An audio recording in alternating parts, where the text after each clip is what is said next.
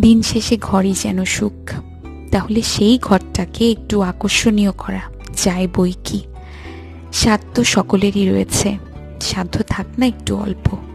নিজের মতো করে একটু গোছালেই যেন শান্তি। দেয়ালের রঙের কথা যদি বলি, তাহলে আমার মনে হয় অ্যাপেল হোয়াইট সবচাইতে স্ট্যান্ডার্ড একটা কালার। ফার্নিচারের রং হতে পারে উডেন কালার, অথবা অ্যাপেল হোয়াইট, অথবা সাদা। আপনার রুচির ওপর সেটা নির্ভর করবে। ঘরের সাথে আসবাবের একটা কানেকশন থাকা জরুরি।